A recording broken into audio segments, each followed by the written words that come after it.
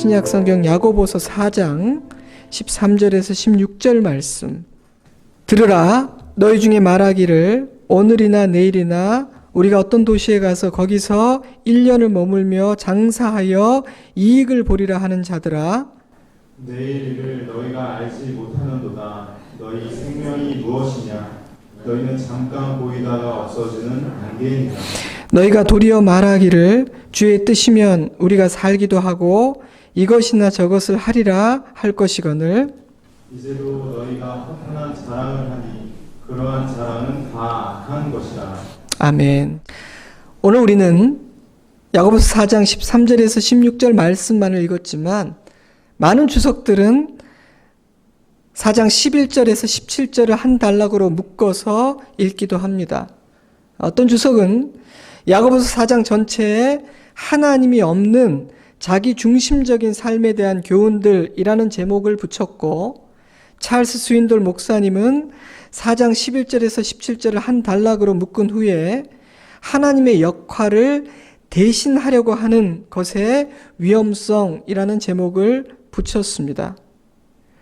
하나님의 역할을 대신하려 하는 어리석음과 교만함이라는 주제를 다루면서 야고보는 가장 먼저 형제를 비방하고 판단하는 문제를 다루고 있습니다. 형제들아, 서로 비방하지 말라. 형제를 비방하는 자나 형제를 판단하는 자는 곧 율법을 비방하고 율법을 판단하는 것이라. 내가 만일 율법을 판단하면 율법의 준행자가 아니요 재판관이로다. 입법자와 재판관은 오직 한 분이시니 능히 구원하기도 하시며 멸하기도 하시느니라. 너는 누구이기에 이웃을 판단하느냐. 현대인의 성경으로 한 번 더 읽어드리죠. 형제 여러분, 서로 헐뜯지 마십시오. 형제를 헐뜯거나 판단하는 사람은 율법을 헐뜯고 판단하는 사람입니다. 여러분이 율법을 판단하면 율법을 지키는 사람이 아니라 오히려 재판자가 되는 것입니다. 입법자와 재판장은 구원하기도 하시고 멸망시키기도 하시는 하나님 한 분밖에 없습니다. 도대체 여러분이 누군데 이웃을 판단합니까? 야고보가 우리는 하나님이 아니니 하나님 노릇을 하려고 하지 말라 이렇게 경고하면서 가장 먼저 형제를 비방하고 판단하는 문제를 다루는 이유는 우리가 다른 사람을 비방하고 판단하는 그 순간 말씀의 준행자가 아니라 재판관의 자리에 앉게 되기 때문입니다. 그런데 그 자리는 오직 하나님만이 앉으실 수 있는 그런 자리이기 때문입니다. 그런데 문제는 죄로 더럽혀져 쓴뿌리가 남아있는 인간에게는 그런 옛사람의 고약한 습관이 여전히 남아있다는 것이죠. 그래서 성경에는 이 주제와 관계된 권면들이 굉장히 많습니다. 마태복음 7장 1절, 비판을 받지 아니하려거든 비판하지 말라. 너희가 비판하는 그 비판으로 너희가 비판을 받을 것이요 너희가 헤아리는 그 헤아림으로 너희가 헤아림을 받을 것이니라. 어찌하여 형제의 눈 속에 있는 티는 보고 내 눈 속에 있는 들보는 깨닫지 못하느냐. 로마서 2장 1절, 그러므로 남을 판단하는 사람아 누구를 막론하고 내가 핑계하지 못할 것은 남을 판단하는 것으로 내가 너를 정죄함이니 판단하는 내가 같은 일을 행함이니라. 골로새서 3장 8절, 이제는 너희가 이 모든 것을 벗어버리라. 곧 분함과 노여움과 악의와 비방과 너희 입에 부끄러운 말이라. 베드로전서 2장 1절, 그러므로 모든 악독과 모든 기만과 외식과 시기와 모든 비방하는 말을 버리고 갓난 아기들같이 순전하고 신령한 젖을 사모하라. 이는 그로 말미암아 너희로 구원에 이르도록 자라게 하려 함이라. 예수님도 야고보도 베드로와 바울과 같은 사도들도 같은 톤으로 같은 명령을 하였습니다. 그만큼 중요한 일이라는 뜻이겠죠. 사실 우리는 빛의 자녀는 반드시 빛의 말을 하게 된다는 사실을 이미 잘 알고 있습니다. 그것은 너무나 당연한 일이기 때문에 성경이 이런 주제에 대해 교훈할 때마다 고개를 끄덕이며 동의할 수밖에 없고 동시에 죄송하고 부끄러운 마음이 들어 회개하게 되기도 합니다. 자, 그런데 야고보는요, 이 주제를 그저 말의 성숙이라는 차원에서 다루는 것이 아니라 하나님을 대신하려고 하는 교만과 어리석음이라는 차원에서 다루고 있습니다. 누군가를 비방하고 판단하는 행위는 자신을 하나님의 위치에 세우는 매우 교만하고 아주 어리석은 행동이라는 것이죠. 이런 권면을 한 다음에 야고보는요, 하나님의 역할을 대신하려고 하는 것에 대한 두 번째 권면을 시작합니다. 바로 오늘 함께 읽은 말씀이죠. 그것은요, 자신이 알지도 못하는 것을 안다고 생각하는 자만입니다. 자신의 실력이나 의지로는 통제할 수 없는 일들을 할 수 있다고 생각하는 자만이기도 하죠. 다르게 말하면 자신의 삶에 대한 최종 권위자, 최종 결정자가 자기 자신이라고 생각하는 것입니다. 야고보에 의하면 그러한 태도는 교만인 동시에 굉장한 어리석음입니다. 비방과 판단이라는 것이 율법의 준행자에 불과한 내가 감히 다른 사람의 재판관이 되려고 하는 교만과 어리석음이라면, 내가 알지도 못하는 것을 안다고 하는 생각과 내가 결정하고 통제할 수 없는 일들을 할 수 있다는 생각은 내가 내 자신의 재판관이 되고 내가 내 자신의 주인이 되려고 하는 교만이고 어리석음이라는 것이 야고보의 논리예요. 우리는 내일 일을 알지 못하는 자일 뿐 아니라 잠깐 보이다가 어느 순간 사라져버리는 안개와 같은 존재이기 때문입니다.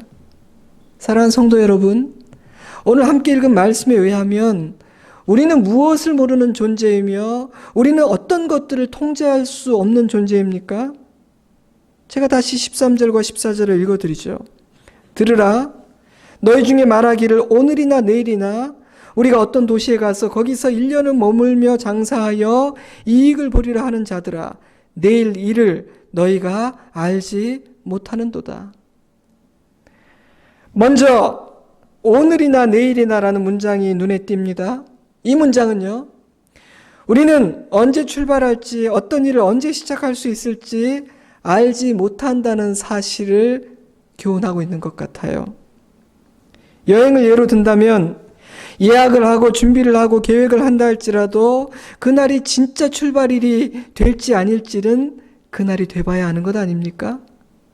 사업을 예로 든다면 오랜 시간 동안 많은 계획을 세우고 준비한다 할지라도 언제 실행이 될지, 과연 실행이 되기는 할는지 우리는 알지 못합니다. 그 사이에 국내외 정세가 어떻게 변할지, 나의 여건이나 날씨가 어떠할지 우리는 알 수 없고 통제할 수도 없기 때문이죠. 그래서 때로는요, 내가 전혀 원하지 않는 때, 때로는 전혀 기대하지 않았던 어떤 순간에, 때로는 지금은 시작할 수 없겠다, 지금은 출발할 수 없겠다, 불가능해 라고 생각하고 있는 뜻밖의 순간에 새로운 여정을 출발하게 되고 새로운 일을 시작하게 되기도 합니다. 인생에는 엄청나게 많은 변수들이 있기에 우리는 출발과 시작의 날과 시에 있어서 통제권을 갖고 있지 않고 지식도 갖고 있지 못하는 것 같습니다. 어떤 도시에 가서라는 문장은요, 우리는 행선지와 여정을 알지 못하는 존재라는 사실을 생각하게 만듭니다. 나의 행선지, 나의 여정, 내가 이루게 될 그 목적지를 여러분 알고 있는 것 같죠? 그리고 그 여정과 목적지를 내가 정할 수 있는 것 같지 않습니까? 하지만 저의 인생의 경험이나 저의 목회의 경험으로 보면 그렇지가 않은 것 같은데요. 물론 어떤 면에서는 그렇기도 합니다. 오늘 점심을 어디에서 먹을지, 여름 휴가는 어디로 갈지 이런 정도는 물론 그것에조차도 변수가 있기는 하지만 그래도 그런 정도는 우리가 정할 수도 있는 것 같아요. 하지만 우리 인생에 있어서 진정으로 중요하고 결정적인 목적지들과 여정들은 내가 정할 수 없다는 사실을 저는 살면서 살수록 깨닫게 됩니다. 솔직히 저에게는 그것이 감사의 이유가 되기도 해요. 만약 저의 여정과 저의 목적지들을 온전히 제가 정해왔다면 저의 여정은 그렇게 아름답지만 않았을 텐데 주님께서 개입해 주시고 이끌어 주시고 정해 주셨기 때문에 어리석고 부족한 저의 인생 여정은 하나님의 은혜로 채워줄 수 있었다는 사실을 저는 알고 있거든요. 그래서 저는 살면 살수록 맡기고 따라가는 순종의 삶을, 내가 많은 것을 정하는 삶이 아니라 맡기고 따라가고 인도하심을 받는 그 이끌리는 삶을 점점 더 소원하고 추구하게 됩니다. 거기서 1년을 머물며라는 문장은 우리는 어디에서 얼마나 머무르게 될지를 모르는 존재라는 사실을 생각하게 만듭니다. 우리는요, 나의 계획이나 생각보다 더 오랜 시간 동안 어느 곳에 머무르게 되기도 하고, 뼈를 묻겠다는 각오로 짐을 풀었지만 얼마 되지 않아서 다시 짐을 싸게 되는 경험을 하게 됩니다. 저의 인생 여정에는 그런 일들이 적지 않았습니다. 많은 사람들의 인생 여정에 그런 일들이 일어나는 것을 저는 많이 보았습니다. 그래서 아쉬운 작별을 하게 되기도 하고 새로운 만남을 갖게 되기도 하죠. 우리는 아브라함처럼 어느 날 갑자기 본토 친척 아비집을 떠나야 하기도 하고, 야곱처럼 대면하기 두렵고 피하고 싶은 형 에서가 있는 그곳으로 향해 가기 위해 짐을 싸서 떠나게 되기도 합니다. 그 모두가 예상 밖의, 뜻밖의 순간에 일어났던 일이 아닌가요? 그런 묵상을 하며 저는 출발과 시작의 때와 시가 내 손과 통제 안에 있지 않은 것처럼 머금의 시와 때 역시 나의 계획과 통제 안에 있지 않음을 생각하게 됩니다. 그것은요, 내가 결정할 수 있는 그런 차원의 일이 아닙니다. 장사여 이익을 보리라는 문장은 나의 계획이 성공할지 실패할지 우리는 알지 못한다는 사실을 교훈합니다. 장사를 시작하면서 이번엔 한번 실패의 교훈을 얻으리라, 망하고야 말리라 작정한 사람이 있을까요? 하지만 우리는 이익을 보기 위해서 시작했던 어떤 일에서 큰 실패를 경험하기도 하고요, 별로 기대가 없이 묻어두었던 어떤 일에서 엄청난 복을 누리게 되기도 하지 않습니까? 얼마 전 해외 금리와 연계된 어떤 펀드로 인해 많은 사람들이 엄청난 손실을 입었다는 기사를 본 기억이 납니다. 파는 자나 사는 자나 그런 엄청난 손실이 있을 거라고 예상했겠습니까? 하지만 우리는 우리의 생각과 계획이 성공할지 실패할지 알지 못합니다. 이어지는 14절 말씀은 우리는 내일 일을 모르는 존재라고 말하면서 13절의 모든 선언을 아우르고 있어요. 어떤 성경은 당신은 내일 무슨 일이 일어날지 모릅니다라고 번역했고, 또 어떤 성경은 너희는 내일이 너에게 무엇을 가져다 줄지 알지 못한다라고 번역하기도 했습니다. 살면 살수록 고개를 끄덕이지 않을 수 없는 말씀 아닌가요? 그런데 야고보는 이런 문장에 인간은 잠깐 보이다가 없어지는 안개와 같은 존재라는 선언을 덧붙이고 있어요. 제가 현대인의 성경으로 14절을 다시 읽어드리죠. 여러분은 내일 무슨 일이 일어날지 모릅니다. 여러분의 생명이 무엇입니까? 여러분은 잠시 나타났다가 사라지는 안개에 지나지 않습니다. 건조한 팔레스타인 지역에서 안개는 어느 순간 나타났다가 어느 순간에 사라져 버리고 마는 아주 덧없는 존재를 의미합니다. 그래서 구약 성경에서는요, 일시적이고 초라한 어떤 것들을 비유할 때 안개라는 표현을 사용하곤 합니다. 그런데 인간이 그런 존재라는 거예요. 인간은 수많은 한계와 제한성을 지닌 그런 존재에 불과하다는 겁니다. 이 사실은 요즘 다락방에서 우리가 묵상하고 있는 전도서가 교훈하고 있는 바이기도 합니다. 저는요, 우리가 이런 사실을 인식하고 기억하기만 해도 지금보다 훨씬 더 지혜롭게 살아갈 수 있다고 확신합니다. 그런 지혜가 없었던 대표적인 사람이 누굽니까? 예수님의 비유에 등장하는 어리석은 부자죠. 그는 그의 수확물이 너무너무 많아서 지금 있는 창고로 부족해서 창고를 더 짓고 그 모든 창고를 가득 채운 후에 흐뭇한 표정으로 이렇게 생각했습니다. 이제 내일부터는 평안히 즐기고 누릴 수 있겠구나. 모든 것이 내 계획대로 되었고 나는 미래를 위해서 완벽하게 준비해 두었으니 말이야 라고 생각했습니다. 하지만 안타깝게도 내일은 그의 것이 아니었어요. 그는 내일을 알지 못했고 그는 자기 삶을 통제할 수 있는 주인이 아니었습니다. 예수님의 말씀이 떠오르지 않으세요? 그러므로 내일 일을 위하여 염려하지 말라. 내일 일은 내일이 염려할 것이요 한날의 괴로움은 그날로 족하니라.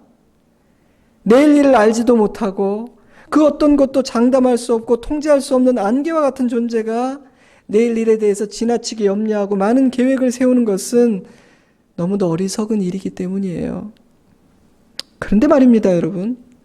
이 13절이 말하고 있는 모든 행동들은 그 자체가 악하거나 부정적인 그런 잘못된 행동이라고 말할 수는 없습니다. 계획을 세우는 것이 뭐가 문제예요? 스케줄 잡는 것이 잘못된 일입니까? 장사를 해서 이익을 남기겠다는 소원을 품는 것, 그 문제인가요? 그렇지 않아요. 문제는요, 그런 생각과 말과 행동에 담겨 있는 그릇된 태도입니다. 그러므로 우리는 내게 그런 태도가 있지 않은지를 한번 살펴보아야 하겠어요. 들으라 이렇게 말하는 자들아, 이렇게 13절이 경고하고 있는 이 사람들은 나는 내일 일을 알고 있고 나는 나를 위한 최고의 계획이 무엇인지를 가장 잘 알고 있다라고 생각하는 사람들이고요. 내 삶의 통제권은 내가 있다. 내가 나의 주인이야.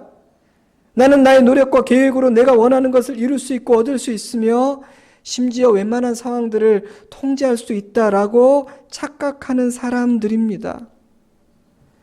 내가 모르는 것을 안다고 생각하는 태도, 내가 결정할 수 없고 조정할 수 없는 일들을 결정하고 통제하려는 태도, 하나님의 뜻이 무엇인지는 조금도 고려되지 않고 하나님이 무엇을 원하고 기뻐하신지는 전혀 생각하지 않고 오직 내가 기뻐하는 나의 뜻을 추구하고 그대로 살아가려 하는 그들의 태도가 문제라는 것입니다.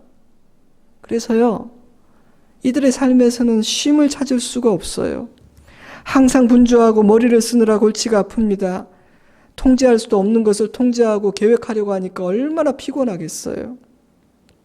전도서는 그런 사람들은 걱정이 많고 생각이 많고 말이 많다고 표현합니다. 그래서 재밌는 표현을 쓰는데 꿈자리가 사납다고 표현해요. 꿈자리가 뒤숭숭하다. 시편 127편은 이렇게 비유합니다. 너희가 일찍이 일어나고 늦게 누우며 수고의 떡을 먹으며 헛되도다. 그러므로 여호와께서 그의 사랑하시는 자에게는 잠을 주시는도다. 13절이 말하는 그런 태도로 살아가는 사람들은 일찍이 일어나고 늦게 누우며 수고의 떡을 먹지만 안식을 누리지 못합니다. 그들의 수고와 계획은 헛됩니다. 왜요? 그들의 삶에 하나님이 계시지 않기 때문입니다. 자기가 주인이기 때문입니다. 하나님의 뜻은 배제되어 버렸기 때문입니다. 그래서 16절은 이렇게 말해요. 이제도 너희가 허탄한 자랑을 하니 그러한 자랑은 다 악한 것이라. 제가 다른 번역으로 한 번 더 읽어드릴게요. 그런데 여러분은 지금도 우쭐대면서 교만한 마음으로 오만하게 자랑하고 있습니다. 그와 같은 자랑은 다 악한 것들입니다. 야고보서는 13절이 묘사하는 그런 사람들의 행동을 허탄한 자랑이라는 단어로 묶습니다. 허탄한 자랑이다. 왜 그들은 그런 태도를 가졌을까요? 그 마음에 하나님이 계시지 않았기 때문이에요. 자신이 자신의 주인이었고 자신에게는 자기 삶을 성공시키고 빛으로 이끌 지혜와 실력이 있다고 믿었기 때문에 그들은 하나님 앞에서 겸손하지 않았습니다. 당연히 하나님을 의지하지 않았죠. 왜냐하면 자기에게 실력이 있는걸요. 자기에게 지식이 있으니까요. 야고보는 그러한 태도를 교만이고 어리석음이라고 직설적으로 이야기합니다. 그러니까 변화구가 아니라 직구를 던집니다. 때문에 야고보는 그런 생각을 하고 그런 말을 하는 사람들에게 우리는 내일 일을 모르는 존재이며 잠깐 보이다가 없어지는 안개에 불과하다는 사실을 분명하게 일깨워 줍니다.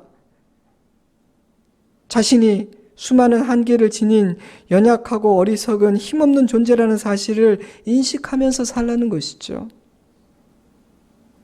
근데 놀라운 것은 자신이 그런 존재임을 하나님 안에서 인식하고 진실로 인정하면 우리는 좌절감을 맛보는 것이 아니라 자유함과 평안을 얻게 된다는 겁니다. 맡기고 순종할 수 있는 지혜를 얻게 되기 때문입니다.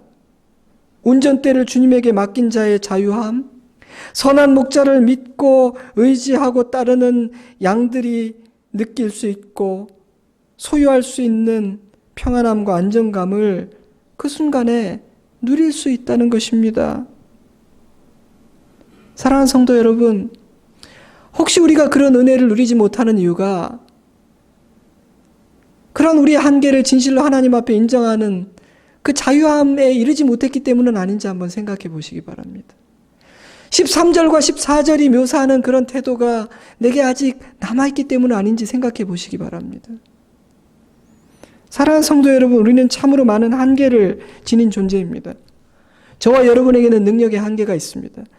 저는 부모로서 제 능력의 한계를 정말 자주 경험합니다. 삶을 살아가면서 목회를 하면서 저는 제 능력 밖에 있는 일을 하루에도 수없이 경험하면서 합니다. 우리에게는 육신이라는 한계가 있습니다. 그래서 우리는 병들고 늙어갑니다. 기억력이 쇠퇴해지고요. 시력이 약해지고요. 회복하는 속도가 조금씩 느려지기 시작합니다. 제가 지지난주 성경대학 때 좋은 땅 앞에 단상이 높이가 이것밖에 안 되는데 제가 거기서 실족하여 떨어져 다칠 뻔했어요. 참 놀랍죠. 그래서 제가 너무 놀래가지고 마침 먼저 와 계신 분들이 있길래 제가 와 계신 자매님들에게 내가 요즘은 주차장에 그 턱에도 자주 걸려 넘어집니다. 내가 아직 그럴 나이도 아니고 굉장히 젊은데 왜 이렇게 자꾸 넘어진지 모르겠다 했더니 두 자매님이 이중창으로 저에게 동시에 그렇게 얘기했어요. 목사님, 그럴 나이세요. 조심하고 다니시기 바랍니다. 막 그러시더라고요.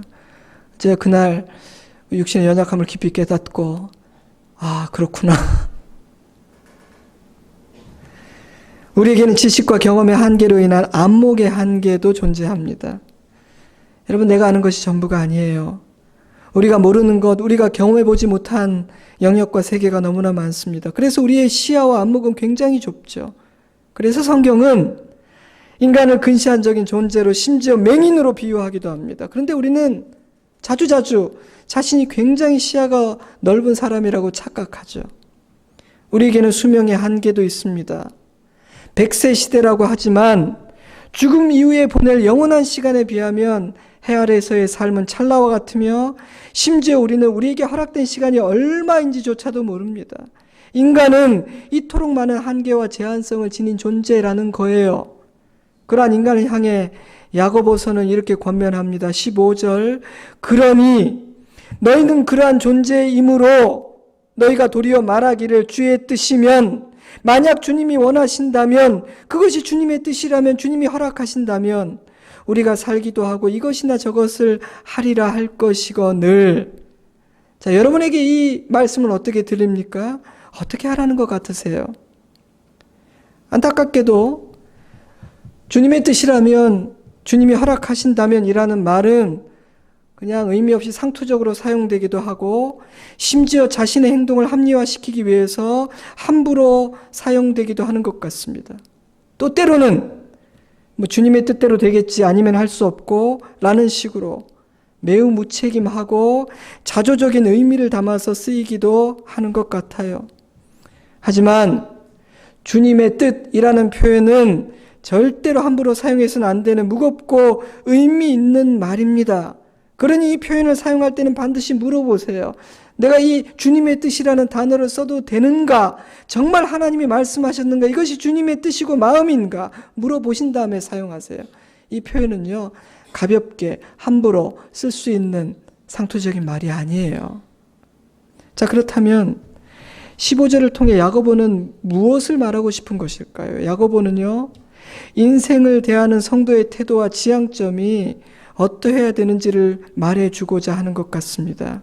우리는 항상 나의 뜻이 아니라 하나님의 뜻을 생각해야 된다는 것입니다.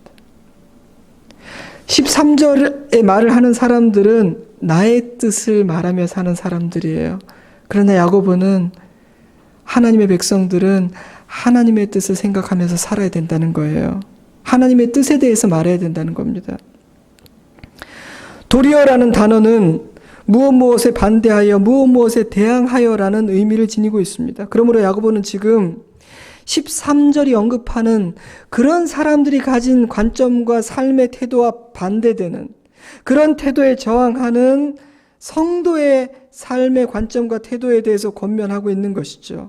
그것은 언제나 하나님과 그분의 뜻을 염두에 두고 사는 삶, 즉 나의 삶에 하나님이 계시고 나의 오늘과 내일이 하나님의 섭리와 뜻 안에 있음을 기억하면서 생각하고 말하고 행동하는 삶입니다. 그것은 그러므로 15절은요. 내 삶의 주인은 내가 아니고 하나님이시라는 고백입니다. 그리고 내 인생이 오직 나의 수고와 지혜만 달려있지 않다는 사실에 대해서 하나님 앞에 감사하는 감사의 고백이기도 해요. 자, 이게 되게 중요한 말씀을 드리는 건데요. 하나님의 선하심과 목자 되심을 믿고 그분을 신뢰하면 내 삶을 내가 통제하지 않는다는 것이 감사가 돼요. 근데 하나님을 신뢰하지 않으면요. 내 삶을 내가 통제하지 않고 하나님이 통제하시고 내 목자가 되신다는 것이 굉장히 열이 받는 일이 돼요. 못마땅해진다는 거예요. 여러분 어떠신지 모르겠습니다. 저는 주의 뜻이면 우리가 살기도 하고 이것이나 저것을 하리라 라는 이 고백을 묵상해 보았어요. 주의 뜻이면 내가 살기도 하고 이것이나 저것을 하리라는 이 고백은 도대체 무엇을 의미할까? 제가 묵상한 것, 이 말씀, 이 말의 의미, 제게 다가온 이 말의 의미 세 가지를 제가 여러분께 나눠드리고 싶어요. 첫째로 저에게 이 말은 나는 주님의 뜻에 절대적으로 순종하겠습니다라는 순종의 고백으로 다가왔어요. 때문에 이 고백은요. 어차피 주님의 뜻대로 되겠지 아니면 말고라거나 어차피 주님의 뜻대로 될 텐데 뭐 그러니까 뭐 나는 아무것도 안 해도 되겠네. 이런 태도가 아닙니다. 이 고백은요. 반드시 주님의 선하신 뜻대로 될 것이라는 믿음의 고백이고요. 또한 아버지의 뜻이 무엇이든 어떠하든 나는 그 뜻을 따르겠다는 순종의 고백이라고 저는 받았어요. 그러므로 이런 고백을 하는 사람은 감나무에서 감이 떨어지기를 기다리는 것처럼 게으르고 소극적인 태도로 살아가는 것이 아니라 하나님의 뜻을 적극적으로 추구하고 그 뜻을 알기 위해 왜냐하면 따르는 마음이 순종의 마음이 있기 때문에 그 뜻을 알고자 하는 간절함이 있습니다. 그들은 순종의 각오가 되어 있는 사람이지 그냥 상투적으로 주의 뜻이면 뭐 살겠지 주의 뜻이 아니면 죽을 거고 주의 뜻이면 되겠지 아니면 뭐 안 될 것이고 이렇게 말하는 사람하고는 거리가 멀어요. 예수님의 기도가 생각나지 않으세요? 아버지여 만일 아버지의 뜻이거든 이 잔을 내게서 옮기시옵소서. 그러나 내 원대로 마시옵고 아버지의 원대로 되기를 원하나이다 하시니 천사가 하늘로부터 예수께 나타나 힘을 더하더라. 예수님의 기도의 중심에는 아버지의 뜻이 있었습니다. 물론 예수님에게도 자신의 뜻과 소원이 없었던 것은 아니지만 예수님은 야고보서 우리가 읽은 그 15절이 말하고 있는 이 기도가 어떤 것인지 이 말씀을 진실로 우리의 기도에 담아내는 것이 어떤 것인지를 모범을 보여주셨어요. 그래서 예수님은요. 모든 것이 아버지의 뜻대로 이루어지기를 적극적으로 기도했습니다. 적극적으로. 저는 그런 태도가 주의 뜻이면 내가 살기도 하고 이것을 하고 저것도 하고 또 어떤 것을 못하게 되겠죠 라는 고백을 진짜 진지하게 드리는 것이라는 생각이 들었어요. 우리가 그렇게 기도하면요. 천사가 나타나서 우리의 기도를 돕습니다. 왜냐하면 그 기도는 하나님 기쁘시게 하는 기도거든요. 또한 두 번째로 저는 주의 뜻이면 우리가 살기도 하고 이것이나 저것을 하리라는 말은 주님의 뜻이 아니라면 절대로 안 될 것이고 주님의 뜻이 아니라면 그것은 절대로 안 돼야 됩니다. 라는 믿음의 고백이라는 생각이 또 들더라고요. 혹시 여러분은 가만히 보니까 될 것 같은 상황이고 내가 참 준비도 많이 했고 뭐 대놓고 얘기는 안 했지만 속으로 참 바라고 소원하는 일이기는 하지만 이것이 주님의 뜻이 아니라면, 주님이 기뻐하지 않는 길이라면 이루어지지 않기를 바랍니다라는 기도, 내가 이 길을 가지 못하도록 막아주세요라는 기도, 그런 기도 드려보신 적이 있으세요? 내가 원하지만 만약 내가 어리석어서 원하는 것이라면, 주님 보시기에 이 길은 내가 가서 안 되는 길이라면, 주님의 뜻이 거기에 있지 않다면 막아주세요, 방해해주세요, 안 되게 해주세요라는 기도 드려보신 적이 있으세요? 여러분, 저는 제 자신의 삶을 두고 그렇게 기도합니다. 그리고 여러분을 위해서도 그렇게 기도합니다. 왜냐하면요, 아버지의 뜻대로 되는 것이 진정 복되고 선한 일임을 저는 알고 있기 때문입니다. 그리고 아버지가 원하지 않으시는 길을 내가 원해서 갔을 때 그 결과가 얼마나 파괴적인지를 너무나 많이 보았기 때문입니다. 그래서 저는요, 저의 삶에, 우리 성도들의 삶에 주님께서 적극적으로 개입해 주시고 통제해 주시기를 기도합니다. 주님의 뜻이 아닌 일은 절대 되지 않게 해달라고, 막아달라고 기도합니다. 죄송합니다. 제가 여러분 위해서 이렇게 기도할 줄은 몰랐죠. 물론 여러분의 소원대로 되기를 저는 먼저 기도합니다. 그리고 제 마음의 기도 가운데 평안을 주시면 그냥 무조건 되게 해달라고 더 많이 기도합니다. 하지만 여러분이 갈림길에 서서 저에게 기도 부탁했을 때 꼭 저는 이 기도를 덧붙입니다. 주님, 혹시 가지 않아야 되는 길인데 혹해서 갈 수도 있는 우리는 그런 어리석은 존재입니다. 그러니 아예 안 되게 막아주시는 그런 은혜도 필요한 거 아시죠? 막아주세요. 저희 기도로 막힌 것을 은혜로 아는 날도 있으실 거예요. 세 번째로, 이 말은 주님의 뜻이라면 반드시 될 것이라는 당차고 담대한 믿음의 고백이기도 합니다.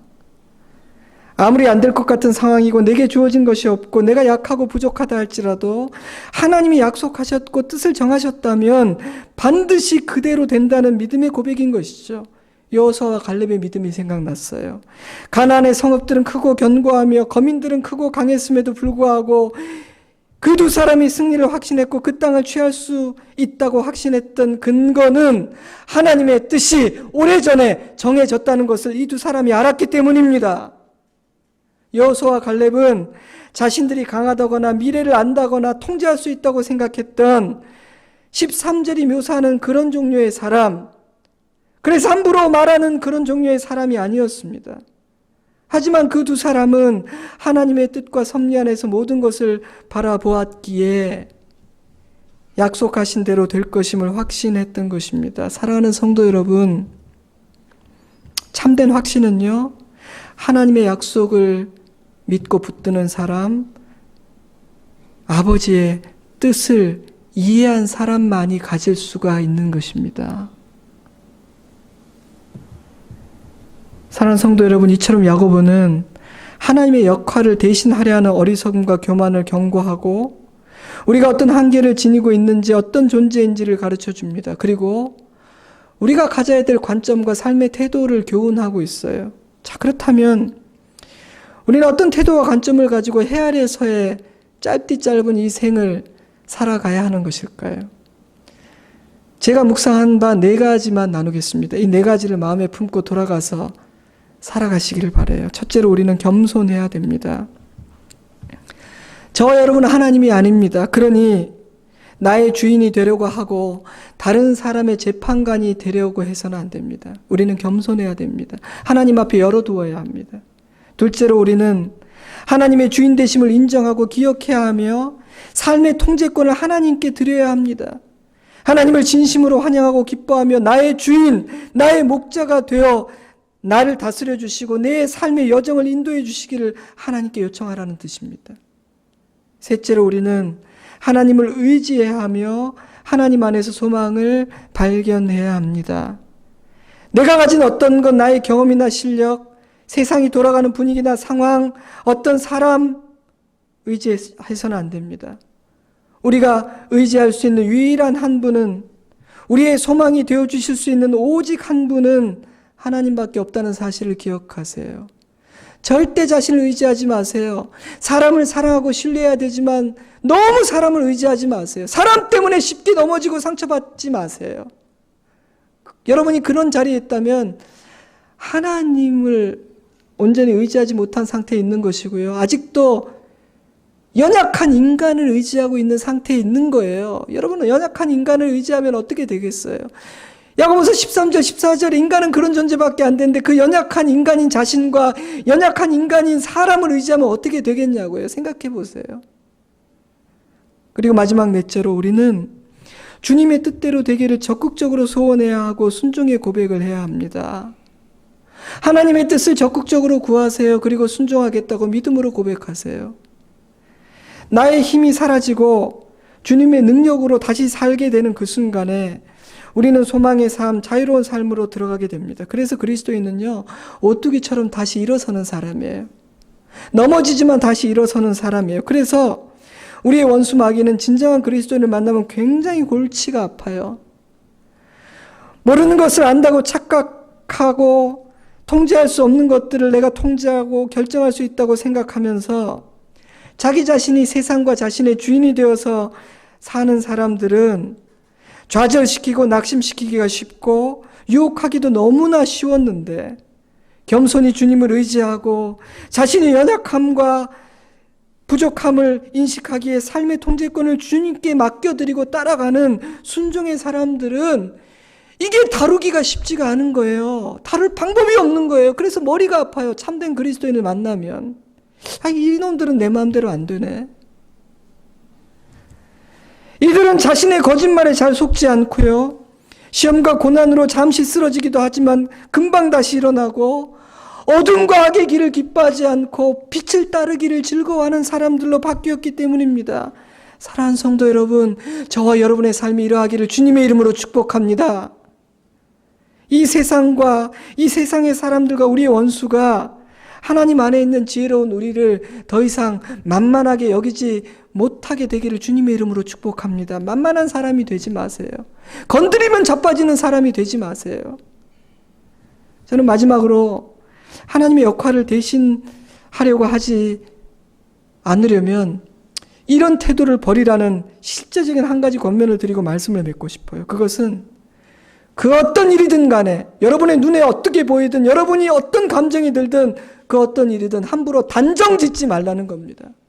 특별히 여러분의 판단과 단정이 부정적이라면 그 말을 절대 함부로 입 밖에 내뱉지 말라는 권면을 드립니다. 혹시 속으로는 생각할지언정 입으로 나오게 하지는 마세요. 그것은요, 내가 하나님의 자리에 서는 하나님처럼 구는 교만이고 어리석음이에요. 저는 진정한 겸손은요, 하나님 앞에서의 진정한 겸손은, 참된 믿음은 함부로 마침표를 찍지 않는 것이라고 생각해요. 부정적인 단정을 내리고 내 판단을 입으로 함부로 내뱉는 일은 하나님의 선하심과 전능하심을 무시하는 불순종이에요. 하나님이 하실 일을 차단해버리는 거예요. 가능성의 문을 닫아버리는 거예요. 바로 그것이 13절의 태도예요. 저는 오늘 함께 묵상한 야고보서 3장 13절에서 16절 말씀의 의미를 진실로 이해하고 하나님 앞에 무릎을 꿇게 된 하나님의 사람들은 그 어떤 상황에서도 함부로 판단하고 단정짓고 입을 열지 않게 될 거라고 확신합니다. 그리고 하나님께서 일하실 여지와 가능성을 열어두고 겸손히 소망 가운데 기다리게 될 거라고 확신합니다. 왜냐하면 나는 모르지만 하나님은 알고 계시고 나에게는 역전시킬 시간이 부족하지만 하나님께는 언제나 시간이 충분하고 우리에게는 반전시킬 실력이 없지만 하나님의 능력은 한이 없기 때문임을 우리는 믿기 때문입니다. 그래서 믿음의 사람들은요, 어떤 상황에서도 하나님께서 하실 그 놀라운 반전에 대해서 언제나 문을 살짝 열어둡니다. 그게 소망이에요. 문을 열어두는 것. 그래서 저는요, 인생의 갈림길에 서거나 중요한 결정과 어떤 어려움 앞에서 당황하고 있는 성도들이 저에게 상담 올 때 그 상담의 끝을 맺으면서 종종 이렇게 권면합니다. 아직 시간이 조금 있으니까 기도하면서 우리 조금만 더 기다려 봅시다. 제가 오늘은 어떤 결론을 드리고 싶지 않아요. 좀 더 기다려 봅시다. 왜냐하면 우리에게는 하나님께서 일하실 시간이 아직 있잖아요. 하루가 있잖아요. 일주일이 있잖아요. 한 달이 남았잖아요. 그러니 그 시간은 하나님께서 우리가 상상하지 못하는 어떤 일을 하실 만한 충분한 시간이 됩니다. 그러니까 기도하면서 소망 중에 조금만 기다려 보자고요. 그리고 우리 다시 만납시다. 그리고 하나님이 그동안 행하신 일들을 보고 내 안에 바꾸어 주신 그 생각들을 가지고 다시 한번 이야기해 봅시다. 그 결정을 내리고 마침표 찍기 전에 한 번 더 기도해 봅시다. 그런 이야기를 자주 해요. 왜냐하면 그 시간 동안 하나님이 일하실 것이기에 분명 우리는 지혜가 생겨서 지금보다 더 좋은 결정을 할 수 있을 것이고 지금은 높은 산처럼 보이는 그 일이 평지가 될 것임을 믿기 때문입니다.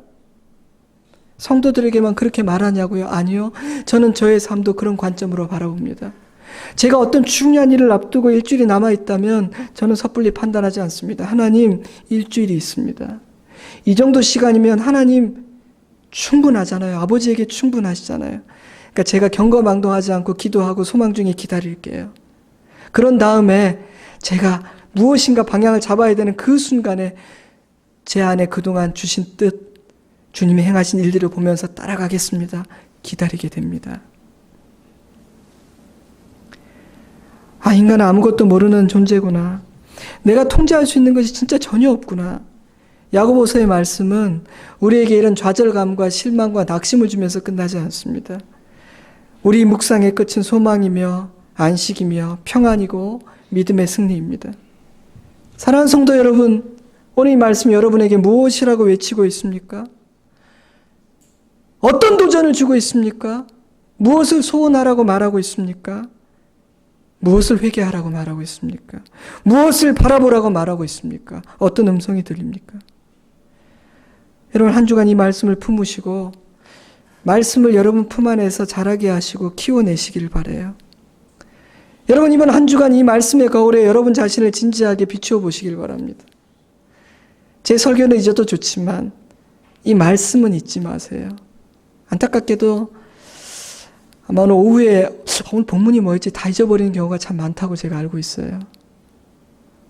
어떤 경우는 설교자 자신도 오늘 내가 무슨 설교를 했나 잊는 놀라운 충격적인 경우도 있다고 해요. 여러분, 말씀을 품는 것은 이게 저절로 되지가 않아요. 말씀은 품어내려고 해야 돼요. 어미 새가 알을 품어내려는 의지를 가지고 품는 거지 아마 자기의 본성대로 하면은 그 알을 놔두고 딴 데 돌아다닐걸요? 그러니 여러분, 오늘 이 말씀을 하나님, 제가 한 주간 품겠습니다. 그러니까 예배 드리고 여기 이곳에 두고 가지 않고 안고 가겠습니다 하고 돌아가세요. 그리고 말씀의 겨울에 여러분 자신을 비춰보세요.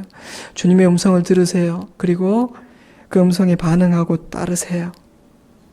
그러면 확신컨대 내가 누구인지를 알고 내가 누구의 품 안에 누구의 뜻과 섭리 안에 있음을 이해하게 되면 여러분, 우리 달라질 거예요.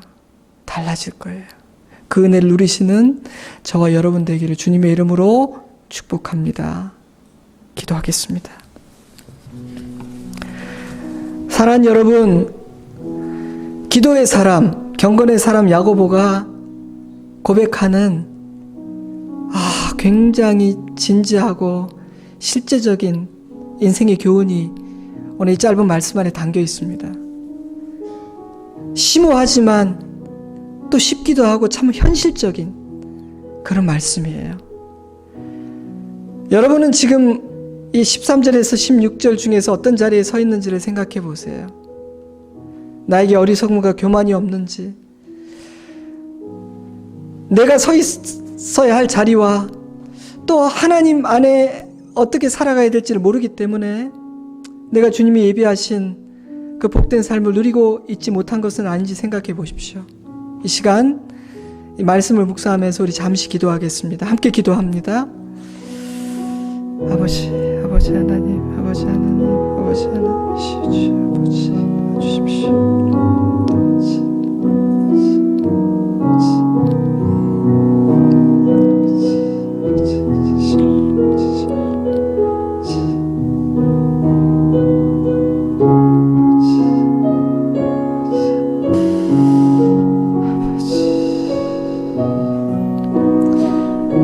사랑과 은혜가 풍성하신 좋으신 아버지 하나님, 어리석은 우리들을 말씀으로 깨우쳐 주심을 감사합니다. 딴 길 가기 좋아하는 우리들을 다시 아버지의 뜻과 품 안으로 불러 안아주심을 감사드립니다. 말씀을 읽으며 그런 느낌이 들었습니다. 쓸데없는 인간의 힘과 어둠의 힘을 빼고 하나님의 힘으로 다시 살아가는 그 시작을 하는 느낌이 들었습니다. 하나님 밖에 있다면 한계가 많고 많은 제약을 가지고 살아가는 존재라는 것이 화가 나고 낙심이 되겠지만 하나님 안에 있기 때문에 내가 그런 존재이라는 사실이 절망이 아니라 오히려 그 주님의 은혜가 더 감사하게 되고 맡길 수 있음이 복임을 깨닫게 되니 감사를 드립니다. 우리가 이 말씀 안에 담긴 아버지의 마음을 이해하게 하시고 이제 야고보가 교훈하고 있는 이 말씀의 무게를 나의 고백으로 담아내게 하여 주시옵소서. 우리 성도들 각자 처해 있는 삶의 무게를 주님 아시오니 불쌍히 여기시고 길을 보여주시고 길을 열어주시고 감당할 능력과 지혜도 허락하여 주시옵소서. 나의 욕심, 나의 뜻이 첫자리에 있는 것이 아니라 아버지의 뜻은 무엇일까? 아버지께서 기뻐하시는 그 길은 어떠한 길일까? 내가 어디로 가기를 아버지는 원하고 계실까를 늘 먼저 생각하는 하나님의 자녀 되게 하여 주시옵소서. 예수님 이름으로 기도드리옵나이다. 아멘.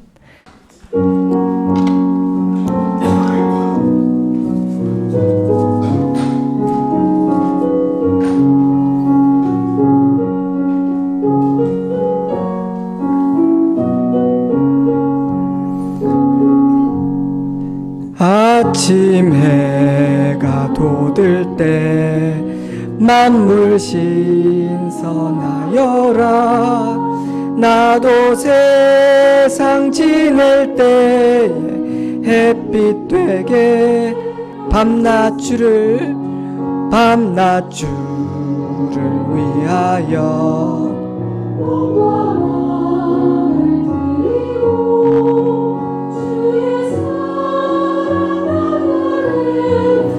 햇빛 되게 하소서.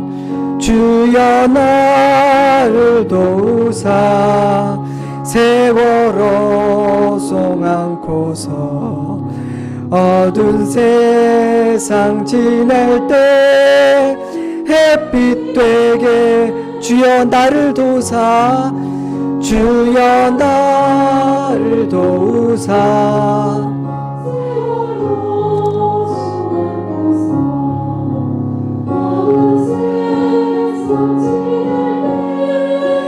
햇빛 되게 하소서. 지금은 우리 구주 예수 그리스도의 크신 은혜와 하나님 우리 아버지의 깊고 넓은 사랑하심과 성령 하나님의 인도하시는 보호하시는 은혜와 능력의 역사가 내가 어떤 존재인지를 분명히 인식하고 목자 되시고 주인 되신 주님을 의지하는 기쁨으로 돌아가는 사랑하는 주의 백성들과 그 가정 위에 우리 좋은 씨앗교회와 이곳에서 함께 예배드리는 개포동 교회 위에 조국의 교회들과 열방의 교회들 위에 그리고 이 나라 이 민족 우리의 다음 세대 자녀들과 청년들 위에 이제로부터 영원토록 함께 하시옵기를 간절히 축원하옵나이다. 아멘.